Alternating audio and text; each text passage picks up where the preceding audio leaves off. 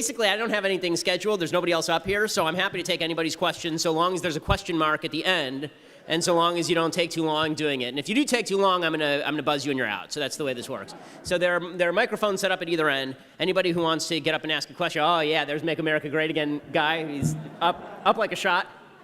And if the question is, how tall am I? Yes, I am 5'9". Okay. My question is this thing working? Okay. So I understand that out of principle you don't want to vote for Trump. I get that. Mm-hmm. But I want to give you some facts because you love facts. In 1964, they said the exact same thing about Goldwater, and Republicans didn't vote for Goldwater out of principle. And as a result, we got LBJ. Probably one of the most liberal presidents ever. He created the welfare state that we still have a problem with today. If Hillary Clinton becomes a president, she's going to have the liberal Supreme Court, and she's going to be able to do executive orders to get amnesty or gun control. And the Supreme Court will not be able to stop her. And second part of this question is, the millennials are 75% liberal right now. 75% are Democrats.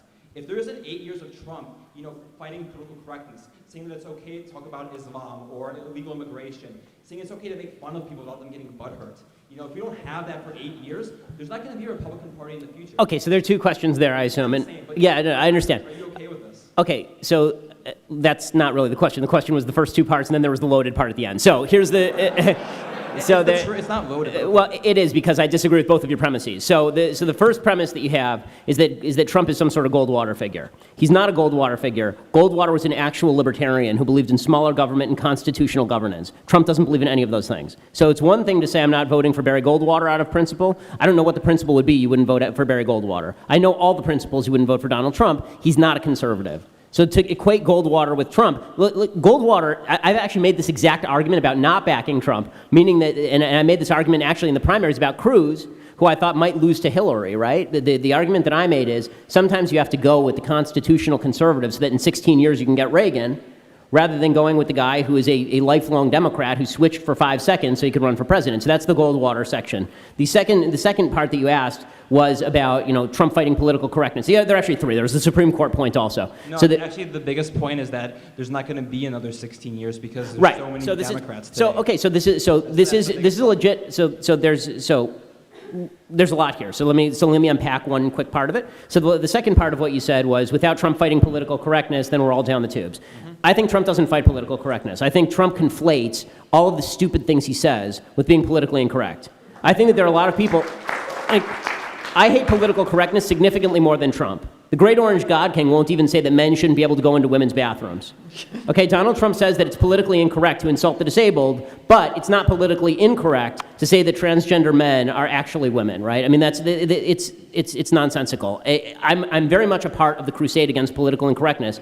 My problem is he conflates political incorrectness with things that he says that are not politically incorrect. As far as there's not going to be a country in 4 years argument, this is actually an argument, right, this is an argument that I actually respect, I just don't agree with it, meaning that if your timeline is the next 4 years, if you think this is the last stop on the train, and we're either on the Hillary train or we're on the Trump train, right, and in 4 years we're either... LBJ 2.0 here. Right, okay, so if your argument is that there's no, that the only thing that can stop any of this is Donald Trump. I don't even think that's, I think honestly we're screwed either way, but it might be a little bit worse, right, less of a fall. So I agree with you, we're actually screwed either way. My point is that if we're going to actually reverse what happens next, we can't have Trump as the leader of the conservative movement, not only because he's toxic, but also because he's not actually conservative. He's a European far-right populist leader. And what I would like to see is I would rather come back in 4 years with somebody who's actually conservative to make arguments that are politically incorrect. I'm not sure there was a candidate in the field capable of doing that this time, which is why I think Trump won. There's not going to be anyone in the future to do that either, though. I don't think that's true. So there's your question, but I appreciate the question. All right.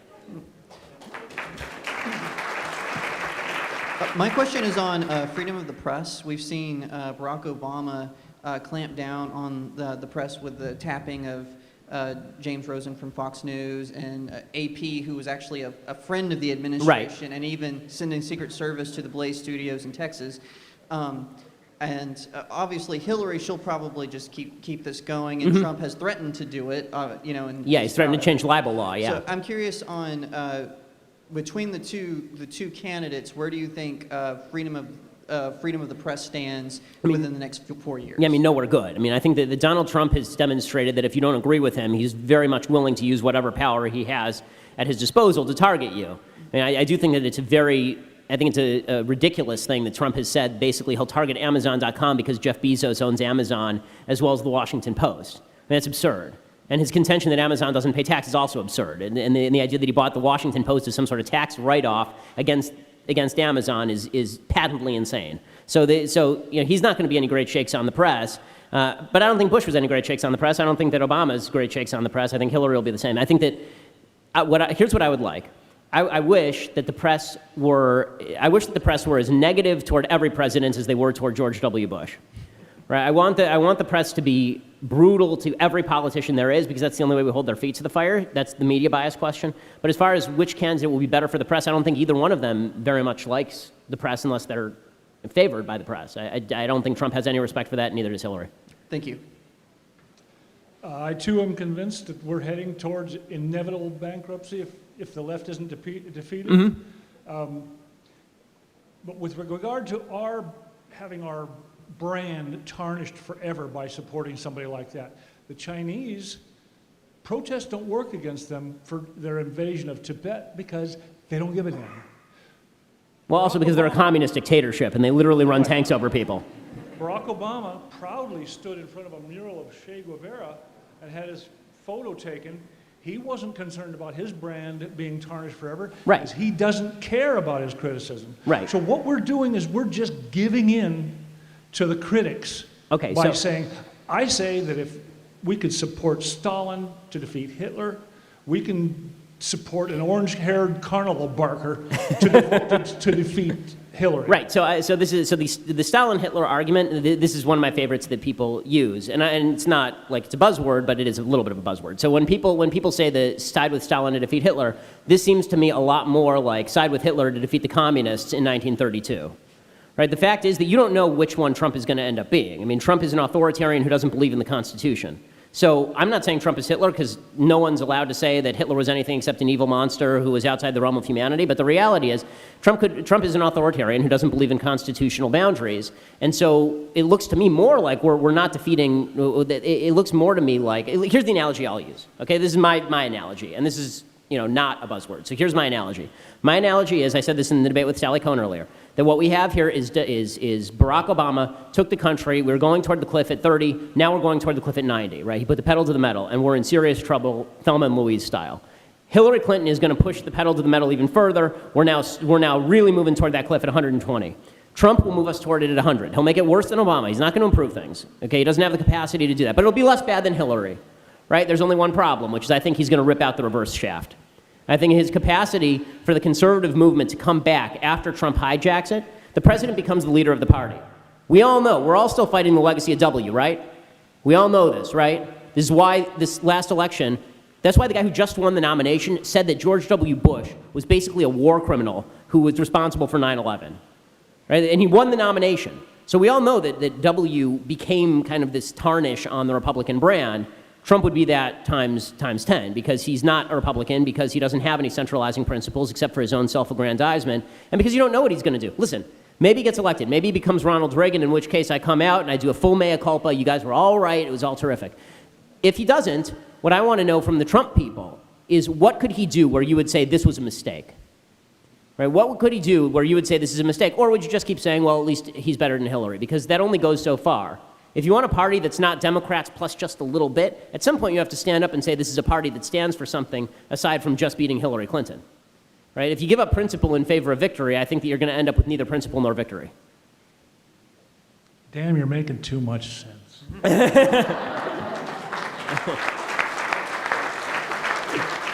And by the way, I have to say, that is a stellar mustache. It's... So, two questions related to policy, not like Trump or this election. The first one is, you mentioned about healthcare in your debate with Sally Kohn. Yes. So, talking about Obamacare. Now the Republicans finally had a proposal that is in the House that is to replace Obamacare, but we have other two different lines that the Republicans are pursuing. So, HSAs, tax credits, or just going back to the standards that we had before 2009. Which is your preference? What of the three lines, or you have a separate choice? And the second question is, why don't we learn with the things that are going wrong with Latin America? Because in Latin America, all the populism that Trump is proposing for trade wars were implemented in Venezuela, in Brazil, in Argentina. the default on the debt in Argentina, Right. Brazil with inflation, the countries are screwed now. Right. Okay, so I'll start with the Latin America question. The reason that America has a problem learning from other countries is because we have this concept in the United States where people don't know what American exceptionalism means. This is my problem with Trump. It's my problem with Obama. It's my problem with Hillary. American exceptionalism means that the principles upon which the country were founded are exceptional. It doesn't mean that you're exceptional because you were born here. It doesn't mean that you get to implement the same policies that Latin America implements, but somehow it has a different ending because you were born in Burbank, California, instead of being born in Caracas. That is nonsense. And what I think people have fallen into, and you hear it from Obama all the time. Obama says this all the time. Well, we're America, and we're America, and America's always going to be great. No matter what, we're all going to be great. The arc of history bends toward justice. That kind of bullshit. And when he says that stuff, people tend to resonate to it because they think that we're all going to be great, but it ain't going to be great if you try the same ideas. But that really is, when I say that Trump, and there's this whole wing, it's not just Trump, there's this whole jingoistic aspect to a lot of Americans. That's not me ripping on patriotism. Patriotism means something. It means you stand up for the founding principles, not that just the borders matter only, because what's inside the borders matters more to me than where you draw it. So that's my critique of why people don't take the lessons. I mean, listen, forget Latin America, we had this lesson in Cuba, in the Soviet Union. We have a lesson in California for the rest of the country. I mean, this place is turning into a hellhole, right? And everybody's standing around going, well, if you do the same thing California did, maybe it'll be different. So that's number one. As far as the Obamacare argument, my optimistic vision of what's going to happen with Obamacare is that I think Obamacare is actually going to be the death of government-run medicine. Because it'll take a little while, but it'll happen. Because what's going to happen is the reimbursement rates from Medicare and Medicaid are going to be so low, doctors are going to stop accepting it. And instead, they're going to start accepting cash. And the insurance companies are going to be bankrupted, which is sad because people do need catastrophic health insurance coverage. But people are going to start doing their normal hospital visits in cash. And so what's going to end up happening, my wife's a doctor, and what's going to end up happening is that people are going to start accepting cash, and then there will actually be profit incentives for people to become doctors again. Because what's happening right now is that there's a tremendous undersupply of doctors, less people going into the profession, lots of people dropping out, too much paperwork. Talk to any doctor, they'll tell you this is true. The only way to make healthcare better in America is to create more supply, as I said, and the only way to do that is to create more profit incentive. You want to create more supply of anything, you have to create more profit incentive. If you're going to make money off of something, you do it more often, right? So I think Obamacare is going to leave a lot of people in the lurch because the costs are going to be high and the insurance companies are going to go bankrupt. But in the end, you'll end up with a cash system, and then we'll devolve back to a private system. It's been happening, by the way, in Canada and in Britain and in Israel. Is this black market system that is completely, it's like a shadow system that exists. Like if you have cancer, you don't go to the public healthcare system in Canada. You find a black market system and you go find somebody who actually knows what they're doing. My question is pretty simple. You've made your feelings on Hillary Clinton pretty clear. You think she's a criminal. Yes. You've made your positions on Donald Trump pretty clear. You think he's a steaming pile of human garbage. Right. So, and I get that. That is a direct quote, and I appreciate it. And I get it. I get what you got. Never Trump people don't want. Well, my question is, what the hell am I supposed to do? Right. So make up your own mind. Here's my view of this. You've heard all the arguments. You're capable of deciding whether or not you think that the short-term priority of electing Trump over Hillary outweighs the long-term priority of not allowing Trump to take over conservatism in the party, right? That's really the balance. That's it in a nutshell. You can make your own decision on that. I've made my own decision on that. I fully understand people who disagree. As far as what you should do, I obviously think I'm right. Otherwise, I wouldn't be doing it. I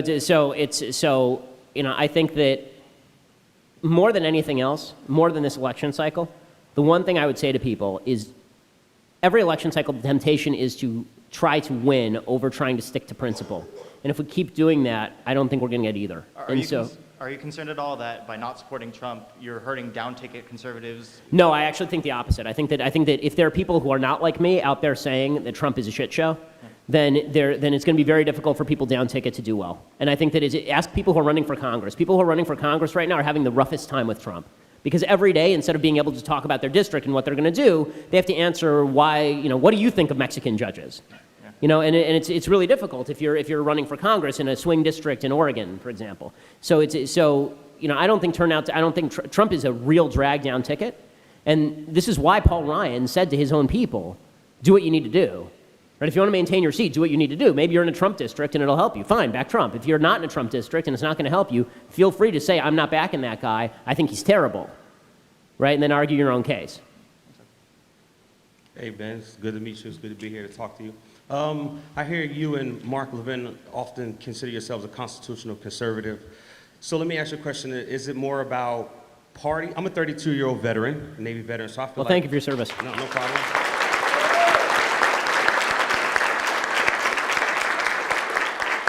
My question is it, I'm not a Democrat, I'm not really a Republican. Is it more about party or is it more about the country? Because I see a lot of politicians, pundits stump for Mr. Trump because it's all about Republicans. Is there going to be people like yourself to push maybe for a new brand, a new party, or some way to kind of reinvigorate the Democratic and Republican party system? Yeah, I mean, I think that this is a practical question as to whether it's easier to retake the leadership of the Republican Party or to start afresh somewhere else. My opinion is it's easier to take over, the leadership of the Republican Party because there's so much infrastructure, there's so much money, there's so many operatives that grabbing hold of those levers, if you can get it, is going to be significantly more effective than trying to start something ground up. Ground up takes a long time. Now, that said, if the Republican Party continues to do what it's doing, there's not going to be a choice. I mean, there will be a third party if this continues. Because the Republican Party doesn't stand for anything now except for we're not the Democrats. And if we're not the Democrats just mean we'll back the guy who gave the Democrat money, then there's not a lot left there. Appreciate it. Thanks a lot. Hi. First of all, I have to say, having heard your healthcare comments, I have to say you are one of the most wildly optimistic people I've ever heard. My impression is that there's going to be a bill in the Senate. It's going to be sponsored by Chris Murphy and Elizabeth Warren, and both of them are going to say that doctors must accept Medicare and Medicaid, and it will be ruled constitutional by the Supreme Court. That's definitely a possibility. Merrick Garland on it. That's definitely a possibility. My question actually relates to some of the comments you made earlier about a third party. And Sure. actually, previously on your podcast, you've said before that Trump will, in some sense, smear the conservative brand. Mm-hmm. That despite the fact that Trump is not a conservative, he will forever smear conservatism with his name.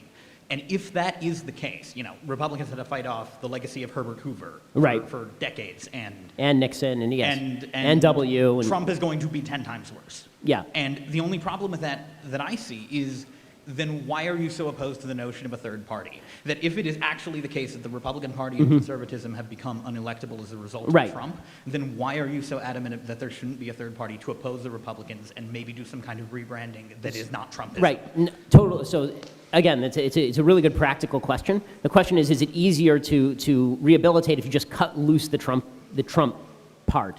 So what Trump has done, as I said effectively, is no one identifies Trump with Bush brand conservatism. Right? Nobody identifies him that way because he ran against Jeb.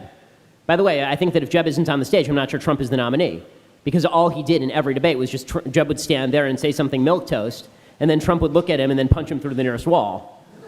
So I think that if there's somebody who comes, I think that it's imperative that if Trump loses and loses big, whoever's nominated next time should have the ability to say, I think it'll be important. We'll have to have the ability to say, well, I didn't back that guy. So when Hillary Clinton says, or if she wins, it's also horrible. If she wins and she says in 4 years, you don't get to stand there and tell me about bigotry and racism, right? Because you backed Trump. The person can say, well, no, I didn't. He gave you money, right? That's a better comeback than no, I backed him to stop you and all that. But you're right. It's a consideration. It's definitely a balance. Thank you. If we have 4 to 8 more years of Democratic policies, do you think it will be easier for us to point out the fact that their policies are not working for minorities or anybody, really? No. And how do we go about making that happen? I think 50 years of failed Democratic policy should be enough for us to say these people suck at everything. But with that said, I think that Republicans make an enormous mistake in their approach to these issues generally. Meaning that every argument that we make is always an effectiveness argument, right? We always say, oh, Obama, he just wasn't effective on the economy. And you saw Sally Cohen in the debate do this, right? He has 53 straight quarters of increase in job growth, or whatever it is. The 53 months. So she, of increased job growth. And so we say, no, his economic policy has been really bad. And even I did that today, and I fell into the trap a little bit. What I should have said is, his economic policy is actually evil. Right? Forget about effectiveness or not effectiveness. You don't get to confiscate my money just because you and your friends vote to take it. Right? That's actually theft. So what Democrats do, and they do this routinely, is they turn every political question into a moral question, and this is what we all understand, right? We all resonate to this. As human beings, you resonate better to the fairness argument than to the, okay, she says the economy is better, I say the economy isn't that much better argument, right? It's just a boring argument. We can bring our statistics to bear, and we'll argue about it, but it doesn't really make much of a difference. Right, what does make a difference is the moral argument. The Democrats have basically just been, this is why, I'll give you my grand 30,000-foot theory of why Republicans have won one presidential election since 1988. Right? The reason that Republicans have won one presidential election since 1988 is because the Soviet Union fell. The reason that is because until the Soviet Union fell, Republicans ran on the proposition that the greatest threat to world peace and decency was the Soviet Union, and the Democrats ran on the proposition that Republicans were the greatest threat to world peace and decency. And when the Soviet Union was around, and they had nuclear weapons, and they were going to nuke us in the name of communism, Republicans could say with ease, well, I mean, they're saying we're really bad. How about those guys over there who are slaughtering tens of millions of people and taking over countries? Once the Soviet Union fell, and once there was no kind of ever-present bad guy outside, the right never turned to, no, the real threat to humanity is the left, which it is. I mean, the real threat to humanity is the left, because the left is evil.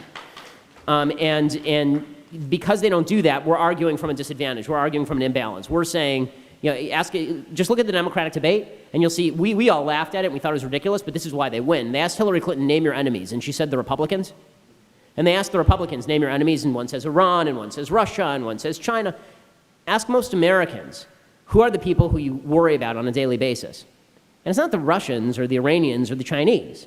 Right? The people that they worry about because the Democrats and the media have pushed them to worry about it are people like us. Right? It's conservatives who sit around and they want to take away your rights and stop you from having sex and take away your condoms and stop you from killing your babies and all this kind of stuff. So the fact is that if you want to fight on this level, they're making character arguments, we're making efficiency arguments. Character arguments always defeat efficiency arguments. Hi, yes. My question is, I feel like it might be a little bit more personal, but what do you think about the places on the internet like /poll? Do you know about that at all? Not familiar, no. Oh, I'm talking more about the keyboard warriors who I know have insulted you in different things. Oh, like the Reddits and the 4chans and those like guys? Reddit and 4chan. Because I feel like they kind of started almost like a political revolution online of getting rid of PC, but I just wanted to see what you thought about it. I mean, I think they're mostly losers who sit in their mother's basements and smoke pot and masturbate.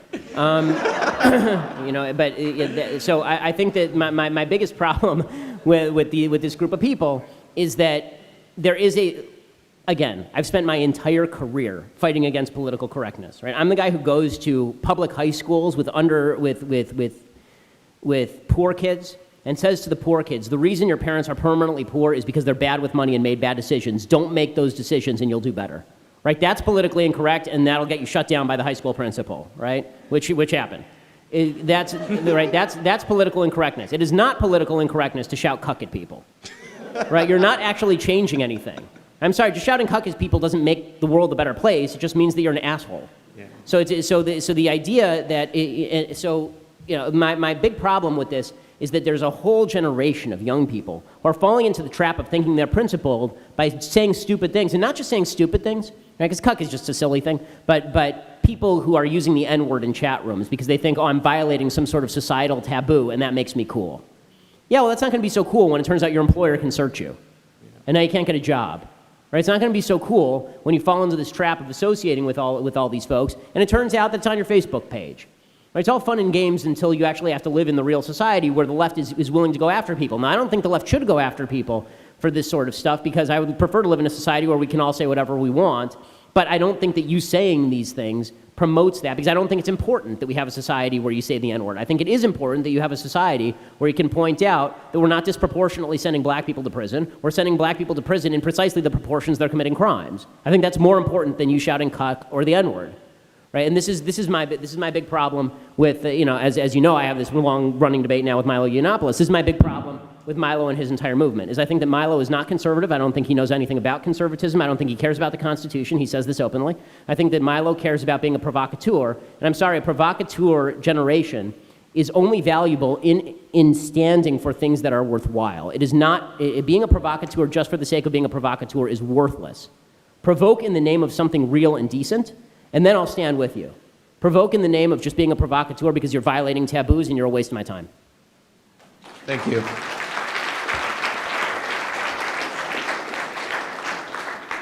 Ben, I have a friend here who believes Obama has led a pretty good presidency so far, so I thought what better Why are way- you friends? I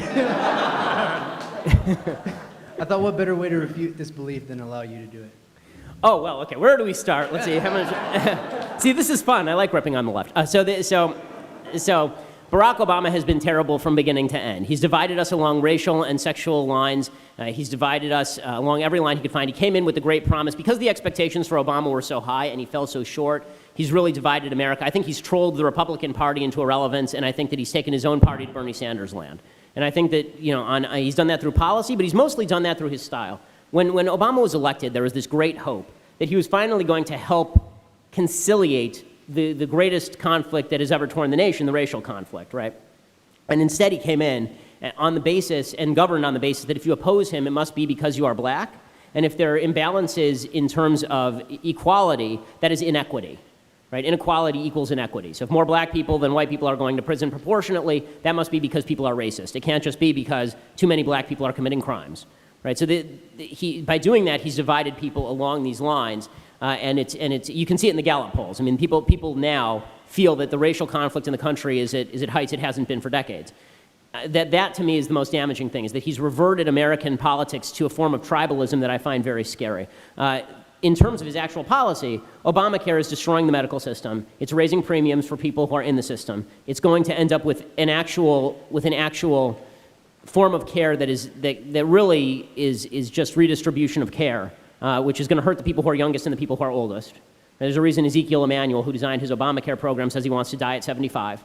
They're going to end up redistributing health care, and they're going to end up restricting it. As far as the economy, his economic policies, if you look at American history, every time there's a big bust, there is then a similarly sized boom, unless you have a massive government policy like FDR and Hoover, or unless you have a massive government policy like Barack Obama. So on domestic policy, he's been terrible. He's pushed government into realms it never was before and created conflicts that weren't there before. So, for example, on the gay marriage issue, my position on this has been that the government should get completely out of the business of marriage. I think the government sucks at everything, and they suck at that too. So, what Obama has done instead is he said, okay, let's enshrine same-sex marriage for the purpose of cramming down on religious institutions the idea that they must participate in something they believe is sinful. That's not live and let live. That's live like me or I won't let you live. Right? And that's dastardly stuff. You know, when it comes to his foreign policy is the worst of all of his policies. He's set the world, I mean, it's cliche at this point, but he's set the world on fire. His Libya war is a disaster and handed guns to terrorists. You know, he talks about handing guns to ISIS. He actually did that in Libya. He talks about, you know, Syria is a disaster area. The attempt to make Iran into a regional power with the assumption that they're going to moderate themselves is utter asininity. It's just foolishness on an unbelievable scale. His handing over of power to Russia in Crimea is going to end with NATO possibly breaking apart, because Russia's just going to continue encroaching on outlying portions of the NATO alliance and basically say, fine, come and get me, coppers. And he's allowed the Chinese to expand their realm of influence into the South China Sea, and you're going to see increasing Chinese intransigence and aggressiveness, because China demographically this happens with every country where you have a lot more males than females. China demographically, there are 125 males for every 100 females. When you have a lot of excess young men, there's only one thing you can do with those people, and that's put them in the army. And that's basically what China has done. So they're going to get very aggressive on the world stage very quickly. So every aspect, Latin America, of course, has become a disaster too. Every aspect of this presidency has been terrible, but when you have the media on your side, and when you're a likable fellow, and he is likable on camera, then those are assets that matter. And this is why when people say, you know, how could we end up with a reality TV show host like Trump running? He's the second one to do it. Right? Obama's the first. You don't do interviews with the lady who sat in a bathtub full of Cheerios and Fruit Loops, and then tell me about how terrible it is that Donald Trump used to be on The Apprentice.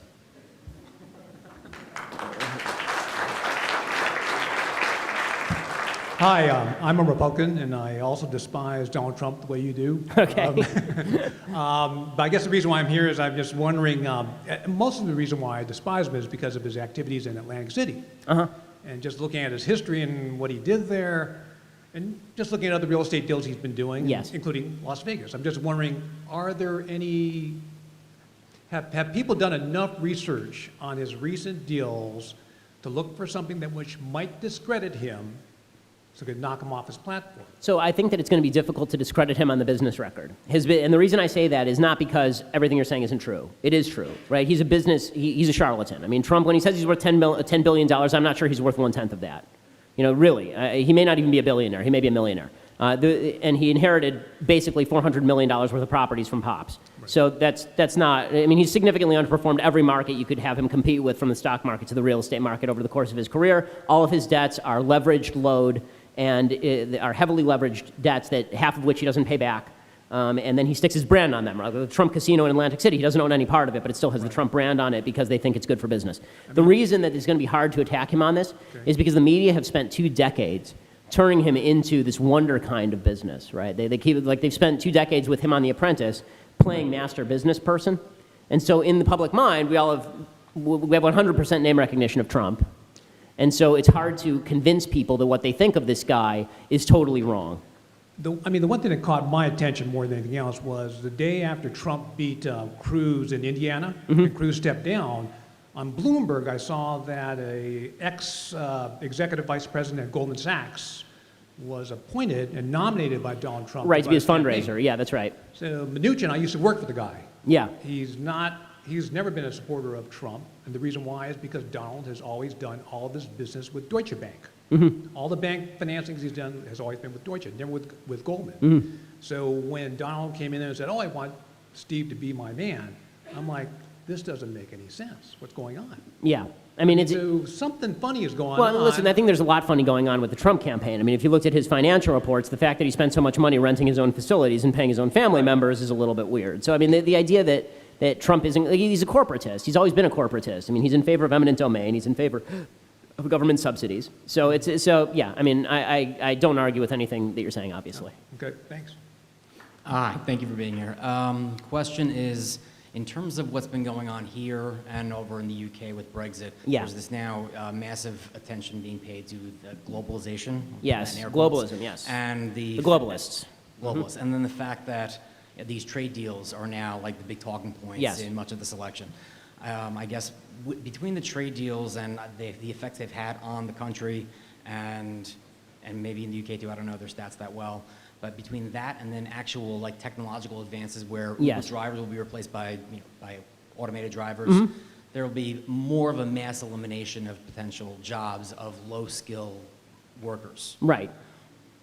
Who, in theory, who should be responsible for, I guess, creating given who we have running the government now, who should be responsible for creating a plan for 10, 20, 30, 40, 50 million additional unemployed people? And depending on what your answer is, is it more Darwinian, or is it obviously not preferred, but an expansion of the welfare state? Okay, so, so a couple of things that, and I'll just take one you didn't ask, but I'll take it as a leaping off point. So you mentioned this globalism, globalization, globalist. There's this kind of word that's being thrown around in this election, globalist, a lot. I know it's leading Drudge right now. Trump is beating the globalists. Yes. I think this is mixing up two definitions of what globalism means. There's the globalists, as in people who want global governance, like the UN and the EU, actually promulgating regulations on people they don't govern. I oppose that, right? That's why I was in favor of Brexit. Then there's globalism in terms of free trade. Yes. I'm very much in favor of that because I like cheaper products, and I think that if you make a cheaper product and I make a cheaper product, we should be able to trade with each other, and it's none of your damn business to take away my ability to buy a product or produce a product to be sold in another nation, right? Because I'm for freedom. I'm not in favor of government intervention. As far as who's responsible, like who takes care of these people, the truth is that the economy, this is an unpopular answer, but the market takes care of these people because the reality is that the percentage of unemployment in 1900, right, when people weren't even making cars, right? They were still doing what happened to all the horse and buggy manufacturers? Right? All of them ended up finding other jobs. This is what happens in a developing economy. And the economy is constantly developing. So that doesn't mean that it's going to be easy for people who are thrown out of work. It isn't. And this has been true since the days of the Industrial Revolution. Right? There was a whole group in Britain called the Luddites, and they would go around literally smashing machinery, right? Because the Industrial Revolution created these machines, they were all out of work, they couldn't do the work by hand. They would literally go around blowing up machines to the extent the British government made it a death penalty offense to blow up machinery, because it was becoming so prevalent. Well, the British economy didn't collapse. The British economy continued to grow, right? The Industrial Revolution drove the British Empire to new heights. The reality is the technological change is good for people because it means that we don't have rotary telephones anymore. We have the iPhone, and we have people who work on the iPhone both here and overseas. and we work on different products. Somebody tweeted at me the other day, you know, back in the 1950s, 90% of T-shirts were made in the United States. It's like, yes, so now they're all made in Vietnam, and we make iPhones over here. It's better, right? The purpose of the economy is not to create jobs. It's to create better products that we all have the power to consume. And in a country where even the poorest people have an iPhone, it's very difficult to argue that technological development and free trade have really been a net loss for the American population. That doesn't help the guy who loses his job. It doesn't help the guy who loses his job.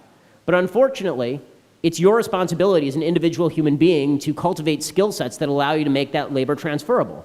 And all of these, and you can have government actors lie to you. I mean, everybody just wants somebody to lie to them in the end. When the government says we have a make work program or we have a government training program, none of these have been proved at any point to actually create jobs or help people transition into new jobs. Because as we all know, anybody who's ever worked a job, where did you learn to do your job? Working at the job, right? You didn't go to a program. When I was a lawyer for 5 minutes, right? I didn't learn how to be a lawyer by going to law school. I learned how to be a lawyer by actually being at a law firm. And this is true for the vast majority of people. So anybody who lies to you and tells you that he's going to bring jobs back by shutting down free trade with China or such nonsense, he will bring a few jobs back, right, so to speak, because he'll penalize all the rest of us by making us pay higher prices. But he's not going to bring jobs total back. He'll kill the economy. So it's hard to say to people, your life is in your hands, but that's what freedom is called. Your life is in your hands, and it's not my responsibility to take care of you. It's your responsibility to take care of you. It's your responsibility to take care of your kids. And I'll give you a helping hand if you come to me and you show me that you're willing to work. But that's my decision. That's not your decision to distribute my property.